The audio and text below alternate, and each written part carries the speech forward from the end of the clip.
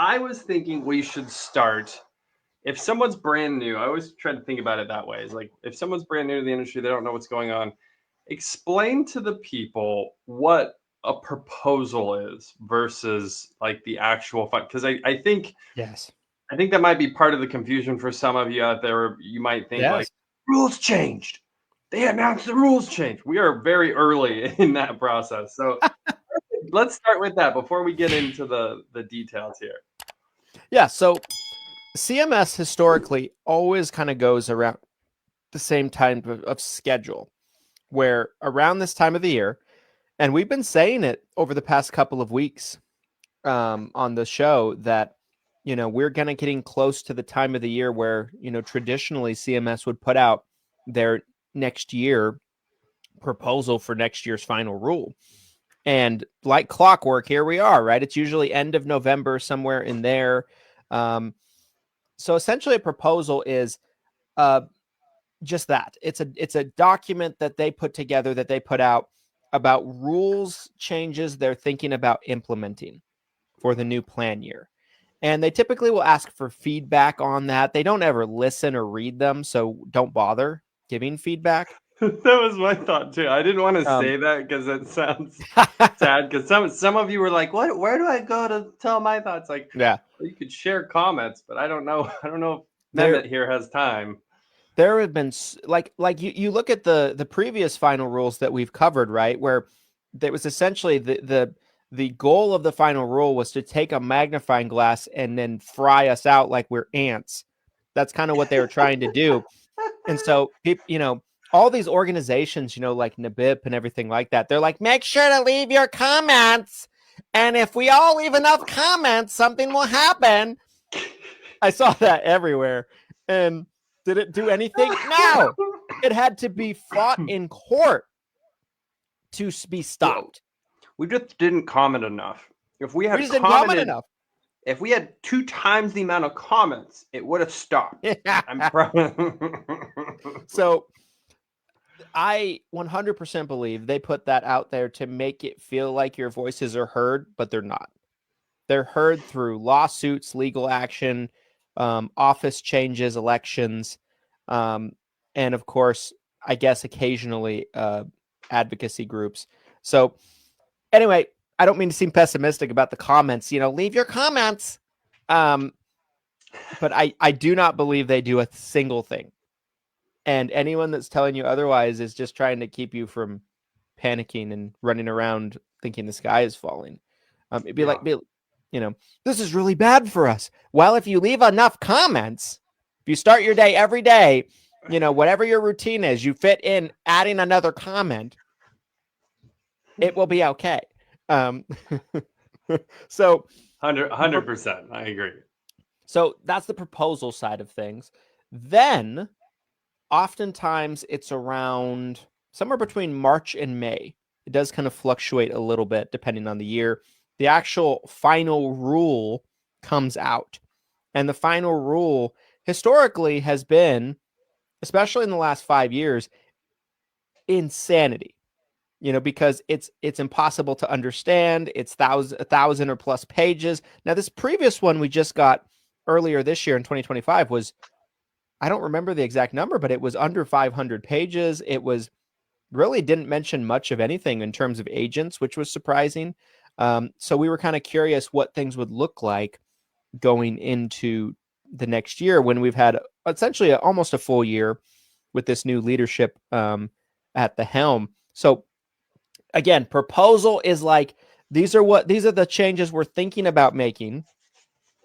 Give us your comments, and then we'll let you know what the full rule changes are going to be in Q1 or early Q2 of next year. So that's kind of to catch up what the proposal actually means, right? Yes. Now, oftentimes the proposal is like a version of what the final rule actually is. Like there's some tweaks involved before we see the finalized rule changes. Yeah. But a year ago, if you remember, we covered this. The proposal was so radical. The proposal was essentially saying that in order to post anything on your website, on your Facebook page, on your YouTube account that talks about Medicare at all, you'd have to get CMS approval. All language would be scrutinized as marketing language. There would be no communication whatsoever, be eradicated. Correct. It'd be chopped, chop and block. And yeah. And we saw the final rule, and none of that was ever put into there. So that was just kind of thrown away. Now, a lot of that has to do with a leadership change inside of CMS. I really do believe. I think they postponed putting out that actual final rule until the new leadership could get in there and be like, what are we trying to do? Oh, this is stupid. Throw it all out. I think that's what happened. Yeah. I wouldn't disagree with you. I mean, the timing wise, Oz didn't officially get sworn in until a couple weeks really before that final rule dropped. So I wouldn't be surprised if as soon as the new CMS admin got in, they were like, hold the phone on that. And maybe they pulled the majority out and just published some of the basic stuff that we saw. Because I remember when we covered it, we were like, oh, there's really not much in here. That was kind of our takeaway at the time. So I think I believe this new admin got it. And here's the thing, you guys, and we're going to talk about this with the proposal today, is like, it's a slow turn on a big, big ship, right? That's part of government. That's part of the system that's in place. But we are now seeing the start of it. And that's what's so exciting to me. I could dance today. That's how excited I am about this. That's how excited I am about this. Me and Dr. Oz, little pre-Thanksgiving dance together. Little polka polka. Yeah. Polka polka.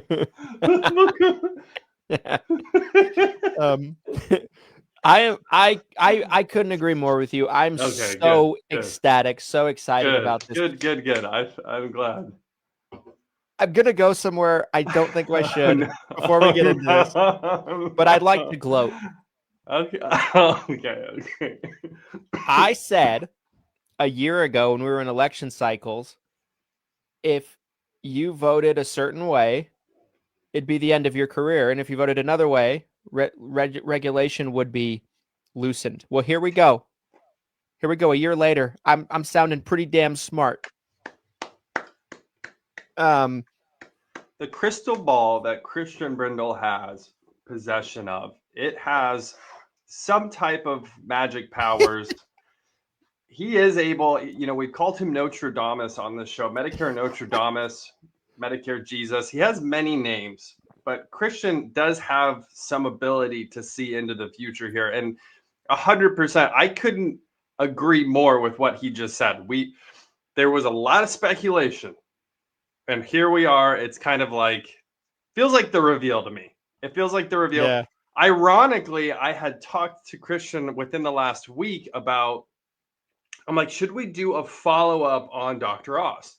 Should we do a follow-up and be like, give him like a report card, like how we think he's been doing? Yeah. And we were both like, it's a little early.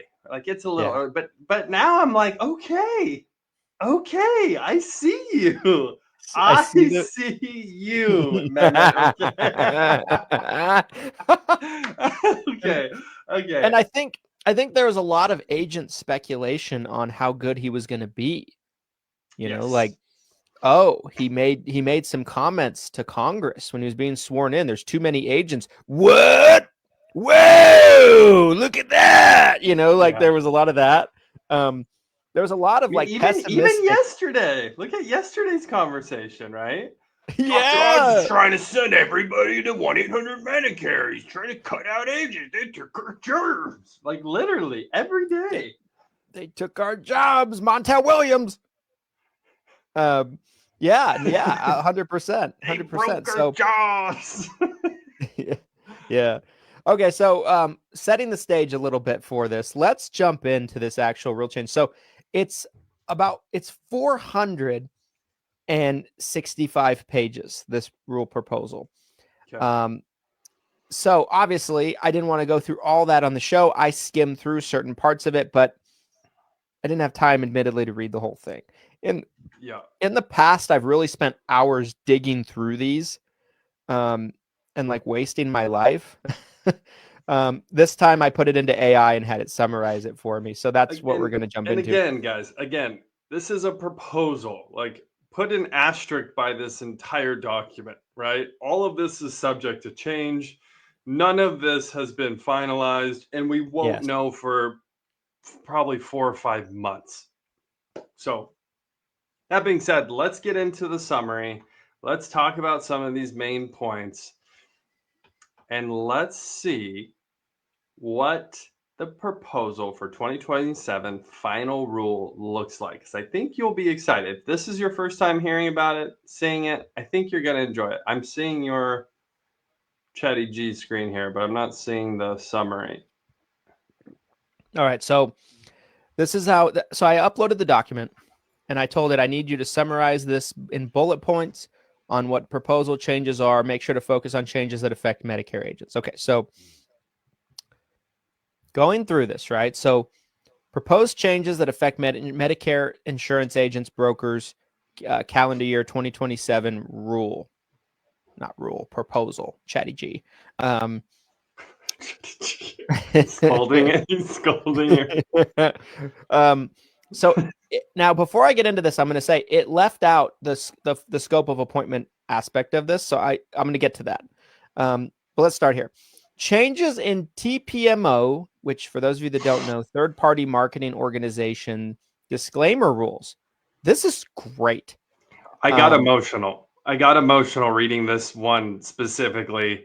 Again, coming from someone who works in the call center space, someone who constantly has to read this disclaimer, right? Our team has to constantly read this disclaimer right away. It kills the phone call every time. If this is your intro, because by law, by rule, you have to say, hi, Mrs. Jones, this is Christian calling from Everything Senior Insurance. But by the way, we're on a recorded line, and I don't represent every single plan in the area. And if you really want to know all your options, call 1-800-Medicare and blah, blah, blah. The whole disclaimer, like that just kills the whole conversation. It really does. So this alone, like right away, I was like, oh my gosh. I was like, yes. Not that it's going away. Not that it's going away, right? So continue. So here's the thing that's a confusion about this. So I have seen agents not have a full grasp on this since it came out. It needs to be in the first 60 seconds of the sales call. The sales call does not begin until you talk about specific plans, benefits, carriers, etc. So it's not the first 60 seconds of the phone call. It's the first 60 seconds of when it becomes a sales call, which most agents are just totally confused about.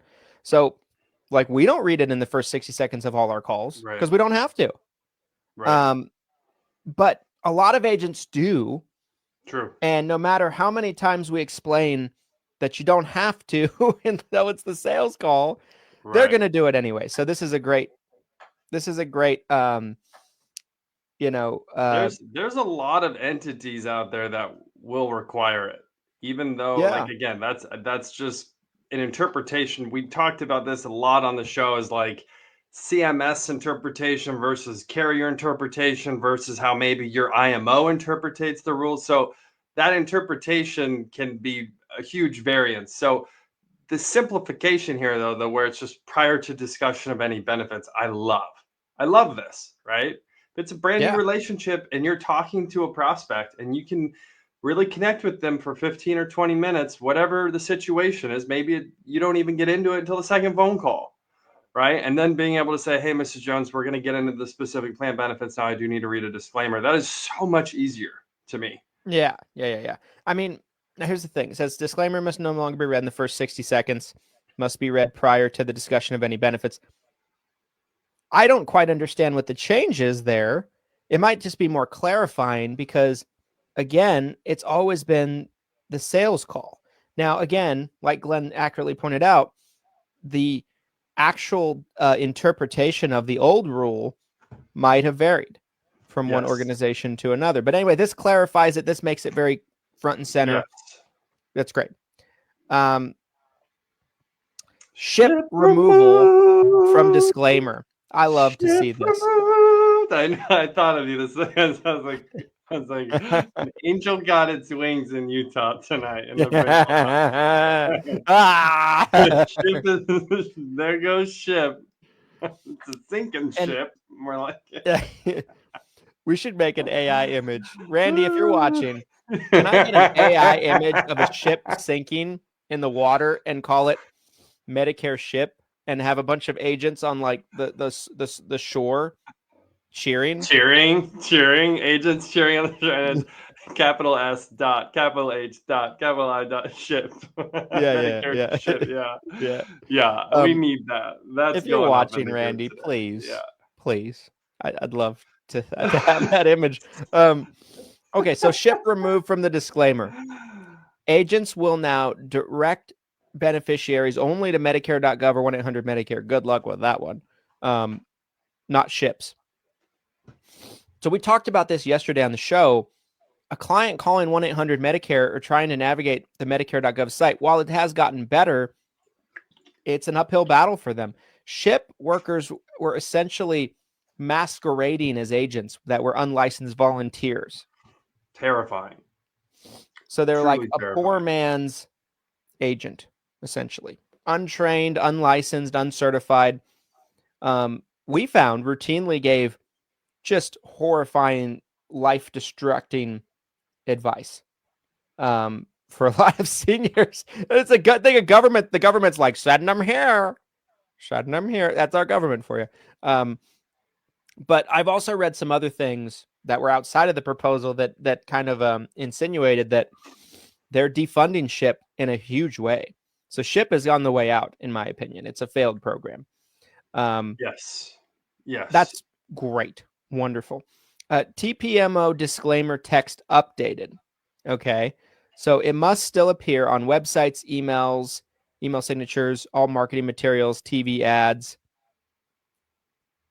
Verbal disclaimer must now be given before any benefits discussion, not just the first minute. We talked about that already. Okay, moving on. CMS considering major redefinition of TPMO. Again, third-party marketing organization. CMS is requesting comments on modifying the definition of TPMOs, which would affect agents if adopted later. Potential changes include breaking TPMOs into different categories by size, role, and scope. So my understanding to this is like not that necessarily agents would cease to be TPMOs, but there would be different categories of TPMOs. And the larger your organization is, like a call center organization, might have different, more strict TPMO rules than like a single agent. Which it should. Which is common sense, right? Like, yes. And a field agent, independent field agent, should not have the same rules that a 1,000 person call center. It's really a completely different entity in every way. So why would we put the same exact rules in place for both entities? So again, beautiful. Love this. Great move. Yes, all day. It continues applying different requirements to different TPMO types. Great. Increasing, because I've always said from the beginning, a call center should not be regulated the same as little Billy working out of his basement. Yes. That's crazy. That is crazy. That's crazy. Increasing CMS ability to take action against TPMOs who mislead beneficiaries. And this is not finalized, but it signals big structural changes coming for brokerage entered entities. That's a little vague. Don't know if that's good or not. Okay. 3, outbound enrollment verification proposed elimination.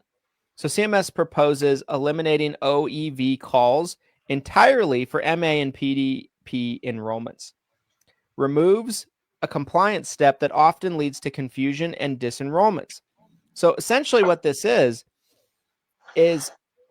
most carriers have a process in place that's required by CMS where they will do an outbound enrollment verification after you send an app in. So they'll call the client and be like, are you sure you want this app? Are you really sure you want this plan? And it's stupid. It creates yes. It creates confusion in the mind of the client. It creates doubt. It's like, well, I don't know. Is there a reason you're calling me like I just, signed up to have my leg amputated? Are you sure? Are you sure you want to do this? Are you sure? So love that change. Yeah, Such a just stupid great. thing.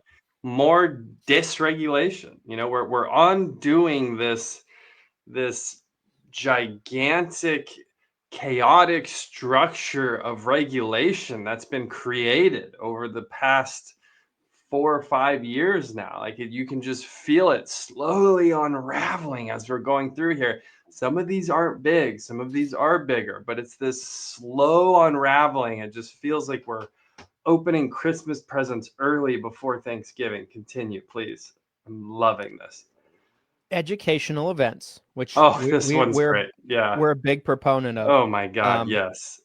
Marketing events rule updated. CMS clarifies that if a marketing event follows an educational event, the agent must notify beneficiaries that the educational event has ended, giving them a chance to leave before marketing starts.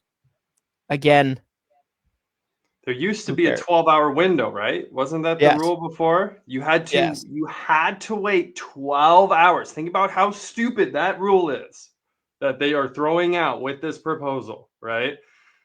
Obviously, if you're trying to educate them and then enroll them, you should be able to do that, right? You should be able to get them in a room, educate them, and then enroll them. Okay, have clarity that, hey, we're switching to enrollment, we're switching to marketing, right? And if you guys want to leave, you can.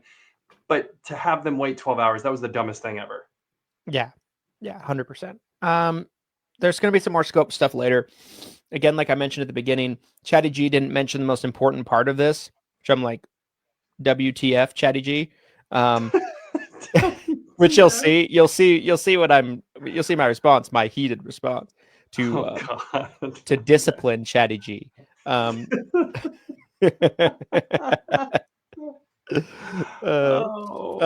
God. 5, personal marketing appointment rules updates. Okay, so this was interesting. Scope of appointment must now be in writing. So a paper scope is my understanding for that, for all in-person personal marketing appointments. Again, not a big deal. Like, because if there's no 48-hour rule, which we'll get to. Yeah, you can just get the scope in person right there before you start the presentation. Yeah. Yeah, I'm good with that. Yeah, who cares? Yeah, this is a stricter requirement. That's kind of a nothing burger, really, if you think about it. Yeah, I mean, you got to have some papers with you. That's basically what it is. Meeting prior to meeting, language replaced with prior to personal marketing appointment, clarifying when the scope of appointment is required. That was a little more vague. We probably will need a little bit more clarification. Okay, testimonial requirements may be modified. CMS is soliciting comment on modifying testimonial rules not finalized yet. Could change what qualifies as a testimonial, how agents may use client reviews. Didn't think a whole lot of that one. 7, mailing statement requirements proposed for elimination. CMS proposes eliminating burdensome mailing requirements. This removes paperwork obligations for agents and plans. Okay. Translation rule changes, 5% rule under consideration. CMS seeks comments on changing the 5% non-English translation rule, potentially reducing what must be translated, changing how thresholds are calculated. So this is good, in my opinion, because there's a lot of rules in place about like just kind of hammering the client when you're doing an app about if they need a translator. It's like if you need a translator, do you need a translator? Oh, and you could be sitting there with like, Georgia and Bob, who's as boomer and white as it gets. They don't speak any other language than English, and you're like, do you need a translator? Do you tell me?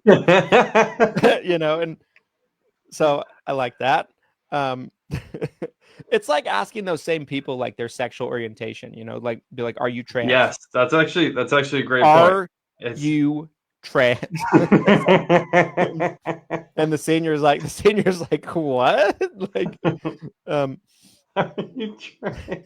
It's like, do you want to get on Medicare plan today or not, Mrs. Jones? Tell me if you're trans. Are you trans? Are you they, them? What are you? Okay, before I get more, I'm not trying to be offensive. I'm just saying, like, No, again, if you weren't aware that that was some new questions that the previous admin was originally having everyone have to ask, which it's like, what? Why do we need that information? Why does Medicare need that information? What's the benefit to them having that information? It's like, I saw a question on the stream I wanted to answer real quickly. So it says paper scopes would suck. Why can't it be done electronically? My understanding of this is it can be done electronically just has to if be it's a face to remote face. or telesales appointment. But if you're doing face to face, like in-person appointments with the Right. client, then it has to be paper. So Yeah, I'm curious if maybe there'll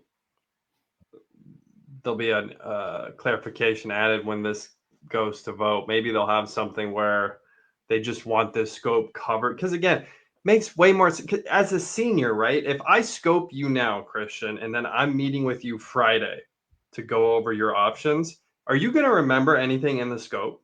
no, not a thing. No. So the scope should be done prior to the appointment.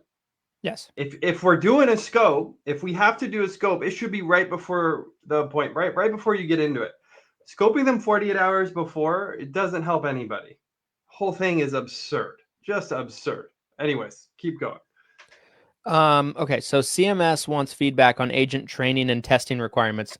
This could be good or bad. It's a little vague, but essentially they're considering updates on agent training, new testing structures, methods to improve how beneficiaries interact with agents. What I'm reading this as it could be, but again, it's vague, that maybe there's just one cert like ACA instead of like 1,000. Like for us, we have on the Medicare Advantage side alone, we have 40 carriers. So we have to do AHIP and then 40 certs, and most of them are the same. There should be a universal. So the idea of basically redoing the same cert 40 times is the dumbest thing.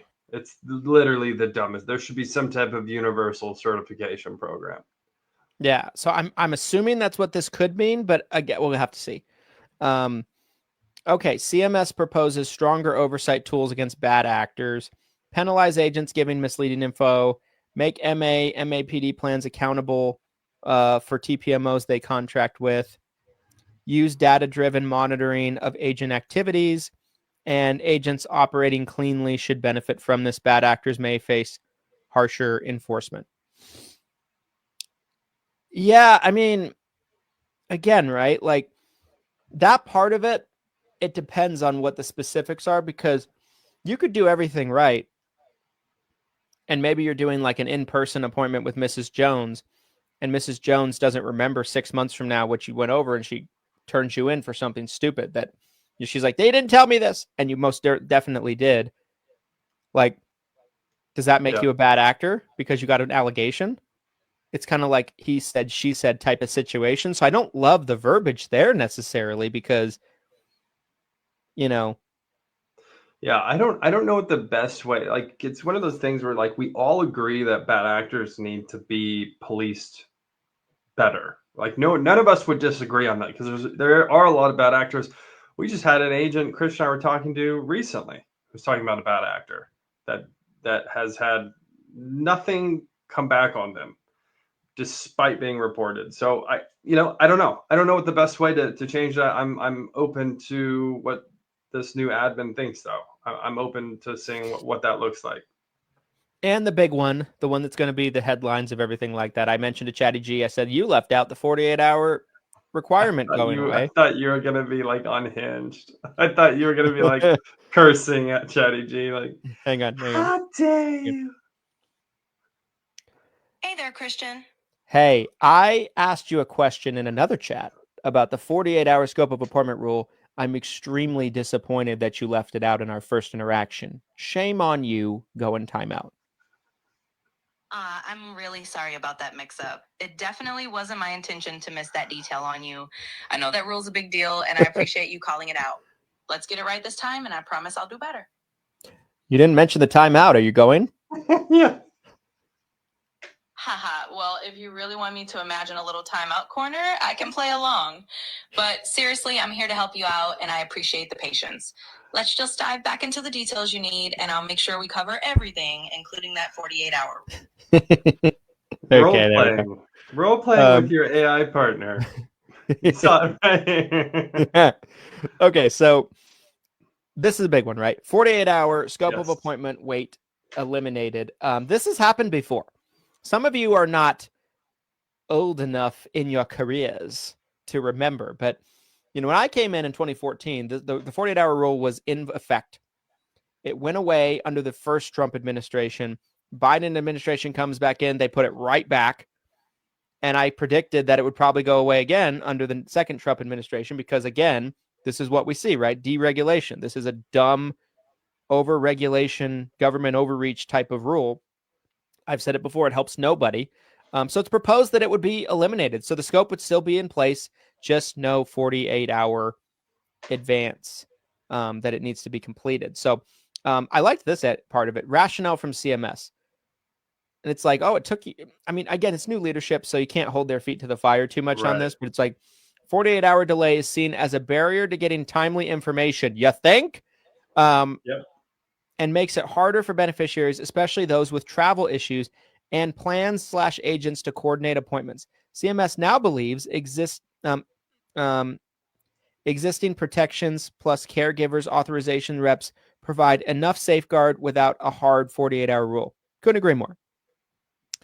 So this one's huge. This one's huge. Obviously, we hate it. We think it's dumb, but the efficiency you gain from setting an appointment, again, as somebody who's set hundreds of thousands of appointments for Medicare, the efficiency you gain as an agent, being able to talk to someone same day or within 24 hours versus having to wait 2 to 3 days. Right? Because that's what's happening right now with the 48-hour rule. Literally right now, when we're setting appointments at Lead Heroes, we're basically forced to handcuff you guys for 2 to 3 business days. Sometimes even longer, right? Depending on your schedule. Statistically, and you don't have to take my word for it, look it up. Statistically, the ability of that appointment being successful goes down every single day that you have to wait to talk to them. If next AEP, just think about this, next AEP, if this goes into effect and you don't have to wait 48 hours anymore, think how much more business you can write. It is going to be huge. This one's huge. Like, I know we were all kind of bothered by it and like it's a stupid rule, but this is going to be massive. I could be more. There's also a couple things. Looking at the AI summary that I got, there's a couple things that were missed that I want to make sure we go over too. So a couple big ones. Please. Here's one of the biggest ones in my opinion that was in this whole document that shame on Chatty G needs to go in the corner, I think. After you need to have a strong talk with Chatty G after this, but yes. So one thing that's been a major issue that we're dealing with right now during AEP that we've been talking about is this whole situation where the carriers are going through contracts with the networks or potentially the networks with the doctors. So in this proposal, they actually have a potential SEP, so a special enrollment period for provider terminations. This is massive. Wow. Massive. When I saw this, I'm like, you guys care about us. I just like, I just like, you know what we're going through. That is huge. This is massive. Wow. I mean, massive. That is enormous because it's a problem that happens every year all over the country where providers will fall out of the network outside of AEP and OEP. And the client's like, wait, so you're telling me that I'm stuck on this plan until AEP? And it's like, well, you don't have another valid election period. And I'm not going to risk my own ass by faking one. A lot of agents might, but I'm not going to do it. You're losing group health coverage. I haven't worked for 20 years. Shut up. We're getting you a new plan, Mrs. Jones. So that is such a practical and change that Yes. actually shows that they Common give a sense. shit about the Common member. sense amendment. I'm gonna kiss that cardboard cutout as soon as the camera goes off here. This is one of those things where, on one hand, this is helping the beneficiaries, which obviously is important. Like, we want to take care of the Medicare beneficiaries. We want them to be able to get coverage. If their doctor goes away, they want to go with their doctor and they need a new plan, they should be able to get a new plan and go with their doctor. The rule specifically in the proposal states SEPs for contract violation, loss of credible coverage, or other exceptional circumstances must receive prior CMS approval before the election can be used.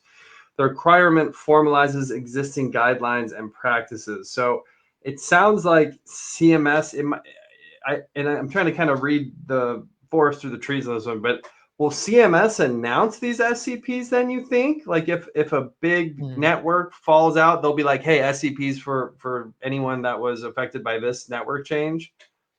You know, I don't know if it'll be that necessarily, because not all network changes are big. Right. You know, Some of them are really small.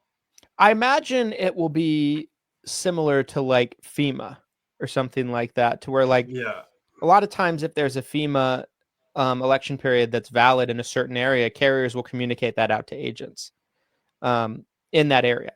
So that could be something like it. It also could just be that they just add it to the list of election periods. Okay, that was talking about CMS approving those SCPs. The actual part talking about the provider terminations.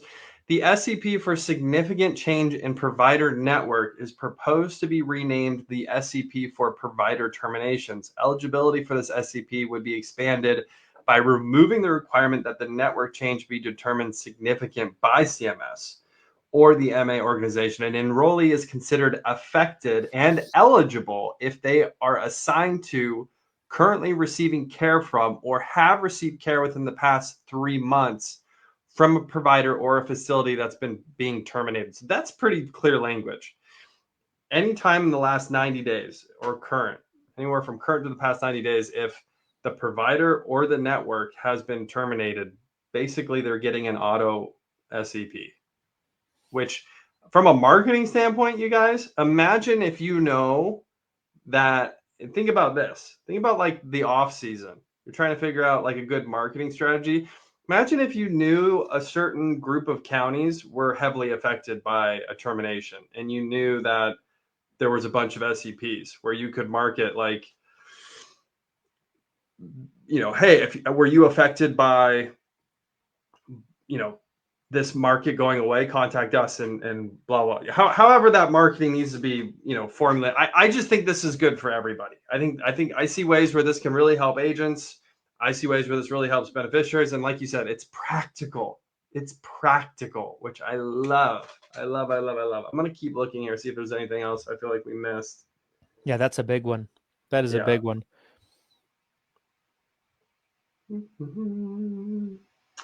There's a section talking about superlatives and marketing. Again, this is one of those kind of silly ones where there was basically like a rule in place where if you said like used an adjective to describe a plan or a benefit, you'd have to link to the actual data to prove that the adjective isn't, a true exaggeration. They're removing that. So again, just you're seeing more dysregulation. Some stuff about Part D, which I was honestly, I felt like there needed to be maybe a little bit more clarification on. So we'll have to maybe kind of see what the actual final rule looks like when it comes around. I did not notice anything, and I was curious if you did, about carriers and non-commissionable plans. Yeah, so that's a great point, and I've seen that come up in the comments many times. And obviously, that's one of the first things I looked for. Right, is we talked about a lot over the past few weeks now, the past month, talking about all these state DOIs coming forward, and they're putting these bulletins out. Idaho has a cease and desist, and they're like, hey, if you're putting this plan out, and you're planning on paying commissions, you have to pay commissions. You can't just rug pull people. And I'm thinking maybe this is in here. Nothing, zero, zilch. There was nothing that I've seen. I've scanned the document. I've looked at several different summaries. I have not seen or heard anything about that. And so there's a few things. One is maybe most of this was already put together before a lot of this came to a head over the past 45 days. That's possible, right? Maybe most of this was already drafted.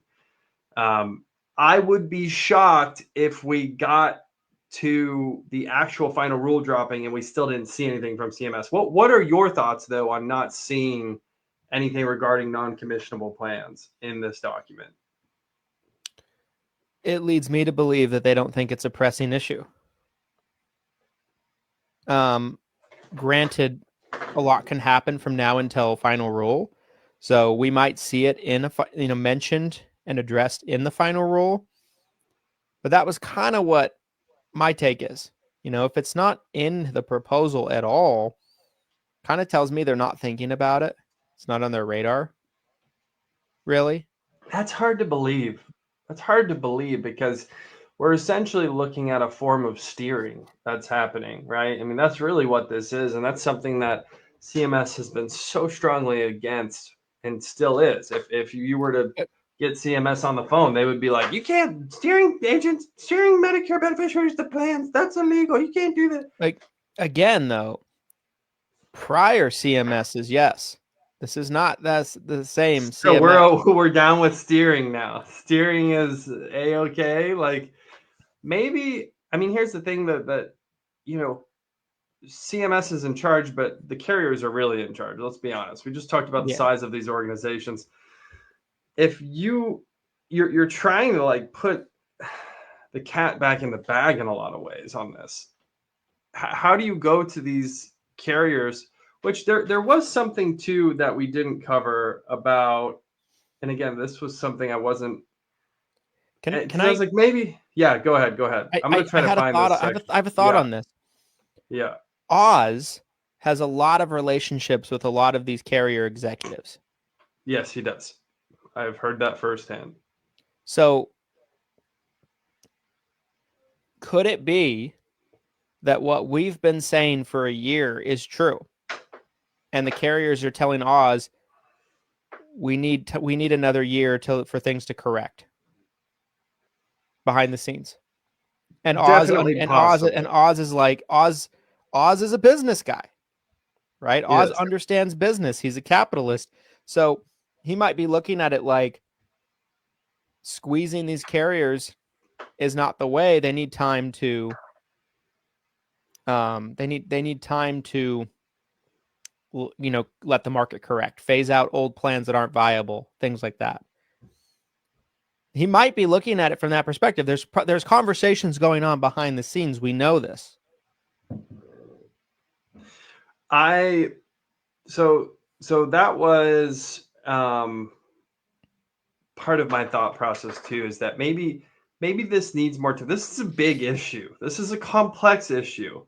This is something that also, if you look at it and it's really come to a head over the past 45 days, my gut reaction was that they probably need more time to address this. I don't feel like this is something that can just be, as much as we want, and as much as maybe some of these state DOIs want, just like a quick fix, like here's a paragraph, we're doing this.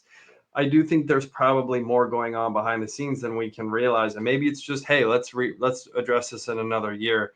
Again, this is a 500-page document. And there was another section in there talking about maybe like a reformulation of how the star ratings are going to work. I didn't have a chance to really get super deep on this part of it, but I did have a thought when I was reading this. A lot of these non-commissionable plans are stemming from the carriers being concerned about, if I terminate this plan early, it's going to affect my star rating, right? Isn't that a big part of it?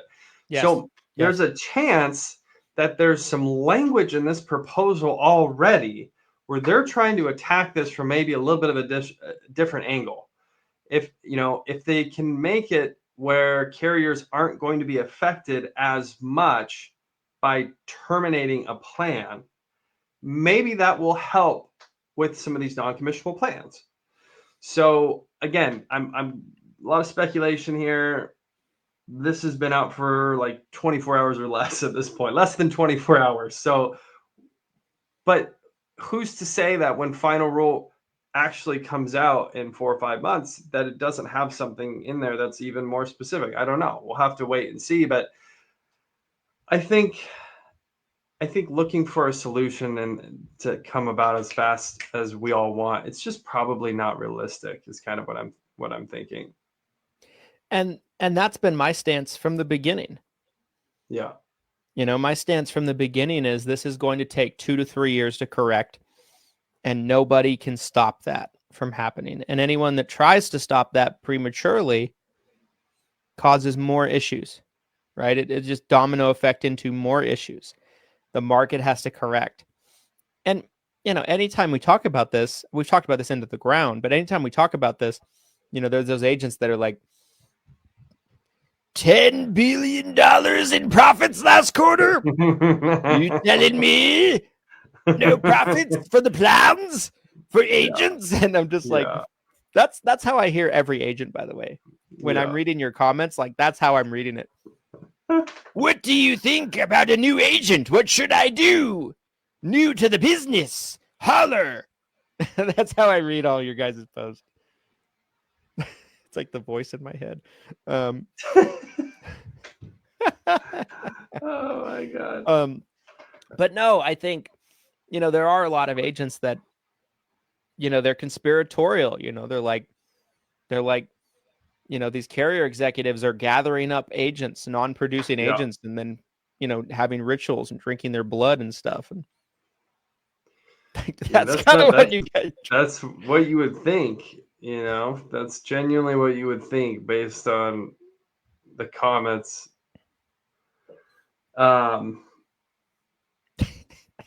There was one interesting line in here too.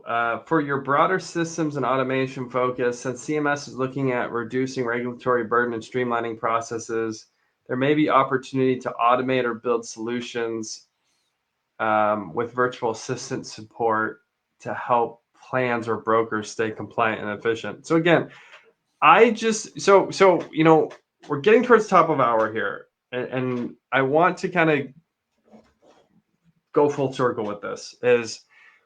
This did not address everything. And I know some of you wanted maybe a fix-all Band-Aid with this first final rule, and I wish it could, but I never really thought that was realistic. I never thought that, sure, you know, here we are 7 months into the new admin, including Mehmet Dr. Oz, you know, being in power. Did I really think they could turn the whole ship in 7 months? I think that'd be super unrealistic. If any of us thought that, if we were trying to hold their feet to the fire, we're like, fix everything, fix it all, give me commission on everything. Like, it's just not. You guys have to, like, you need to be realistic.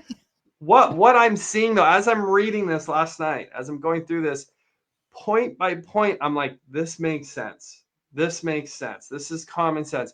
This is deregulation. This is deregulation. This is deregulation. I just got excited about the future. And after how pessimistic the industry has been over the past year, I would say, ever since a lot of these non-commissionable plans have come up, it was like a breath of fresh air. It really was. It was sunshine on a rainy day to see positive news like this. This, to me, we talk about the, you know, Dark Christian specifically has talked about the herd thinning. Well, guys, this is getting to the other side. This is the pendulum swinging back that we're starting to see. This is light at the end of the tunnel. Future deregulation, where next AEP could just be a gold mine, guys. We might be in a utopia for Medicare that we haven't seen in a long, long time. We're not there yet.